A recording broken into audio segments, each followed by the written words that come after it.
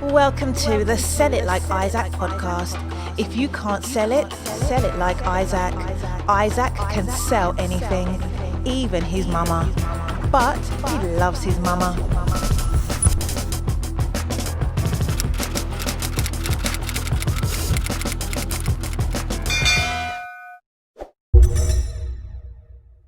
Okay guys, to make a long story short, so I got a phone call like in 2016 who is the casting assistant of who's the main casting director for Tyler Perry Studios. I got a phone call and not thinking anything of it. I was coming from the Hamptons, I visited my friend, and I was having like a bad day. And I thought it was my brother playing around on the phone, because he would do that and act like he's, you know, Steven Spielberg or something like that, or Harvey Weinstein. Well, not anymore. But he would just play around and act like he's Martin Scorsese and saying that he has a job for me. So I didn't think anything of it. I thought it was my brother.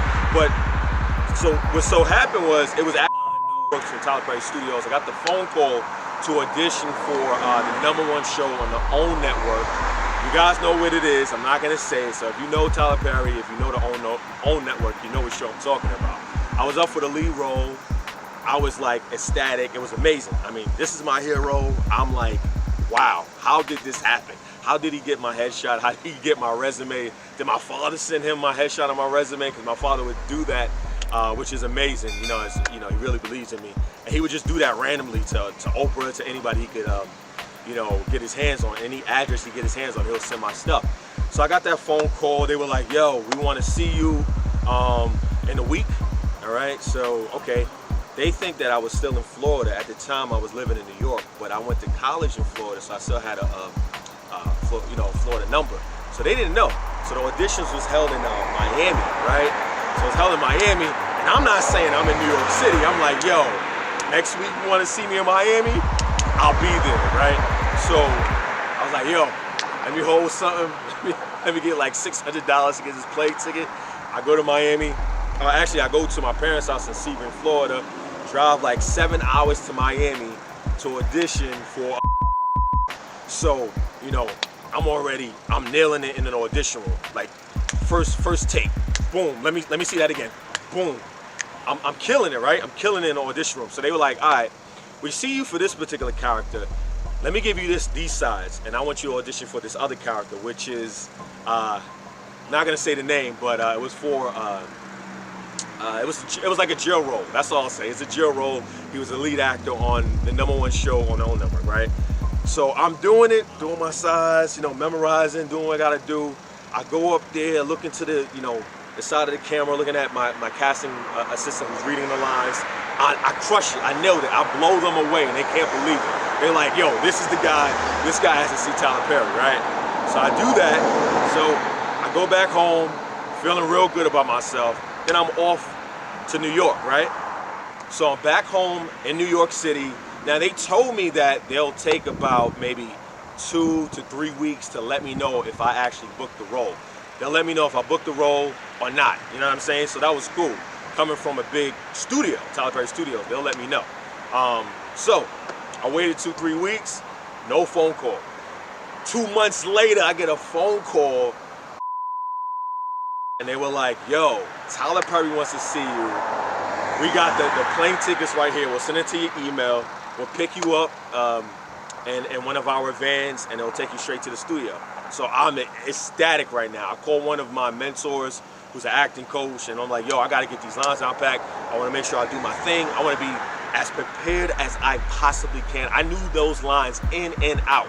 You know what I'm saying? In my sleep, I knew those lines. You know what I mean? So I go on LaGuardia, take the plane to Atlanta, and I'm doing my thing, man. I'm like, I'm in Atlanta. I had to pay for it. Tyler Perry paid for it, and it's all love. You know what I'm saying? I walk on the premises at the Tyler Perry Studios, and I'm just in awe. Like, yo, pinch me. I'm meeting my hero. Like, this is an amazing opportunity. So I go in there. They sent me to, like, I guess the actor's room, and I went in there, you know, try to breathe, try to relax a little bit, get ready for my audition with Tyler Perry, the big wolf, you know what I mean? So I go in there, I'm in another room with Little Scrappy was there, some other actors that you see on his shows, and like some newcomers like myself. And I'm just waiting. Then I get that call. I'm walking, And all of a sudden, boom, there's Tyler Perry. He's in the middle of the theater, because he has like a theater in his studio as well. He's in the middle of the theater.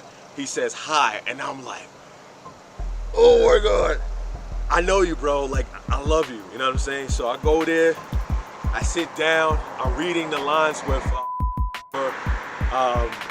nervous as hell. You know what I'm saying? I'm nervous. You know what I mean? This is my hero. You understand? Do you understand where I'm coming from?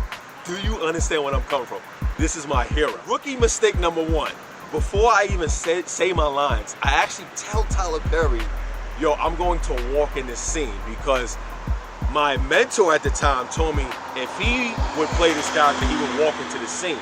Now, not knowing as much as I know now in my craft, like, you don't do that. You don't change anybody's directions.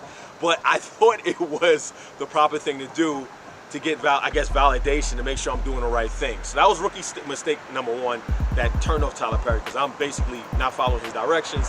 I'm doing my own thing. Now, I didn't have a mind of myself, because I wasn't that good in acting. I didn't have proper acting training. Like, I took courses and classes, but it wasn't conservatory training. It wasn't a 4-year degree in acting. You know what I'm saying? So I was listening to somebody else's perspective, somebody else's mind. But if I had my own independent mind that I have, like I have now, you never change the director's or writer's instructions. You know what I'm saying? You never do that. So that was rookie mistake number one. So I'm saying my lines, nervous as hell, and I'm looking at the paper, and I'm not in the moment. I'm thinking about my nephew in prison, how if I book the show, I can bail him out of prison. I'm thinking about helping all the people that helped me out, and not just saying like, F it, let me say my lines, do what I gotta do, and let it go. Don't think about the what if, don't think about the results, don't think about what happens next, just do it. Like, fuck it. That's what my acting coach, Charlie Sandler, would say. Fuck it, let it go. And I didn't do that. So I had all this stuff in my head, and I wasn't in the present moment, and Tyler Perry gave me 30 seconds. 30 seconds. So all you actors out there, when it tells you to do something in the scenes, in the script, make sure you follow the director, the writer's instructions, at least the first time. You know what I'm saying? If they tell you to do whatever you want to do, then you do that. But in the first course, you know, as soon as you meet them, follow their instructions, because what happens is they might think that I'm a difficult person, which I'm not, especially on set. I'm not at all. But because the first impression, I'm changing what he has on the paper, he probably felt disrespected. You know what I'm saying? And then I wasn't in the moment. I wasn't doing what I had to do as an artist. So that's what happened. That was my encounter with him, my hero, right? So after that, I'm just like in shock. I walk out of there, you know what I'm saying? I'm like sad as hell. It gives me a big hug and it's like, it's all right. And I'm like, fuck, I just ruined this opportunity, man. I thought my life was gonna change at 26 years old. So I'm like, I just ruined this opportunity. And I was sad, right? So I got on a plane, like in tears, you know what I mean? Like I'm holding it in like a man, like I'm holding my tears in. And I'm just sad, I'm like, fuck, like I'm pissed off at everybody. I'm pissed off at the world. Why did my acting mentor tell me to walk in this scene when I should have just followed instructions that he wrote and not do my own thing? Like, there was so much things going on in my head. I just didn't trust my acting mentor at the time, and I was just so pissed off and mad at the world, right? So I got a chance to go on Facebook, you know, like the next day, and I saw an ad. It was from Charlie Sandler. It was about how British actors are better than American actors, and the reason why. And I'm not saying like British actors are better than American actors or vice versa, but we all know that British actors have more theater training than American actors because we're more on film. So these guys practice on stage and doing Shakespeare since they were 5 years old. And of course American actors do that as well, but it's a different culture. It's a different type of maybe work ethic. I don't know, but you understand what I'm saying. If you're an artist, you get what I'm saying about American actors versus British actors. Because at one time, even now, there's a lot of British actors that's taking a lot of American jobs, right? So I saw that video from the Maggie Flanagan studio and I was like, dog, for some reason, Charlie Sandler in that video, he touched my heart, he touched my mind, and I was like, yo, if I'm going to pursue this career in acting, I gotta be good. I gotta know what to do. I can't depend on my acting mentor or coach or anybody. I gotta have the proper tools that I can use to be the best version of myself when I'm presenting myself to a casting director, right? So after enrolling in a 2-year conservatory, a couple of months in the conservatory in the first year, I actually booked my first TV show on Luke Cage, that's now on Netflix, season 1, episode 4. I played a correctional officer. You can check out my IMDb. I had a couple of lines. I was actually, to be honest, I was actually up for, if you remember season 1 of Luke Cage, there were like these 3 gang members with the lead actor. I think it was like episode 1, episode 2. I was supposed to be like one of the thugs in the group, which they had like 4 or 5 episodes in season 1, which I wish I had that, but I was thankful either way. So they originally cast me as a thug, like thug number 3, and I was supposed to be in season 1 and whatever for like a couple episodes. Then they decided to make me a correctional officer. I had 2 episodes, and then they cut it down to 1 episode, because that's what happens. You don't know what happens in the writing room. They decided to cut this out, cut that out. So I had a couple of lines and a couple of scenes, and then it got cut down to like 1 scene. So it was cool though. I got a couple of lines. I can still get my residual checks to this day, and it was an amazing experience. But if I did not use that rejection as fuel to my fire, I probably wouldn't be in the mindset to meet that cast director, in the mindset to sign with Stein Entertainment at the time. You know what I'm saying? Because I kept a positive mindset. I kept being open-minded and kept striving to my goal, to my purpose, even though I failed, And the way I look at failure, it's a lesson, right? It was a lesson, not a loss. It wasn't a loss. That showed me that I had something.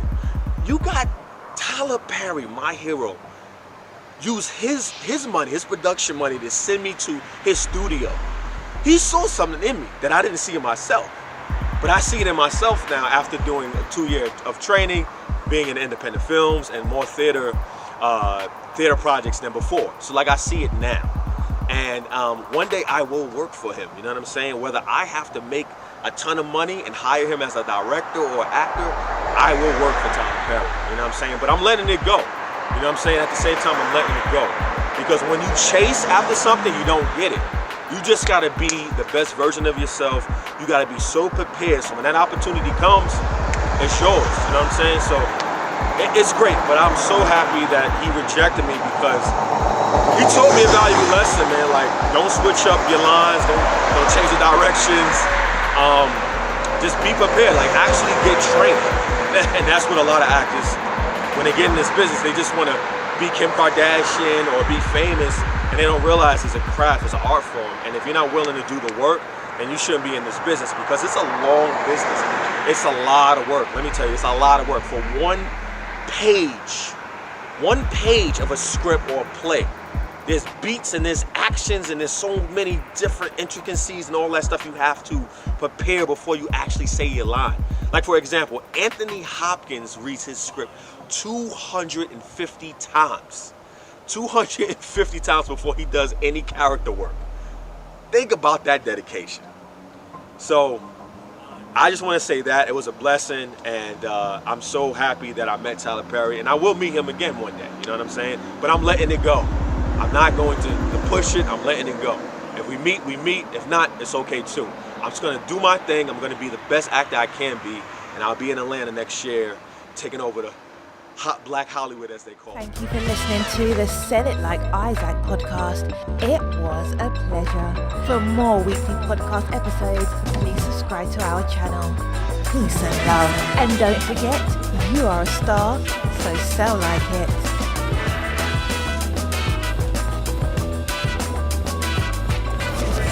Digital marketing, sales, consulting, entertainment, education, economics.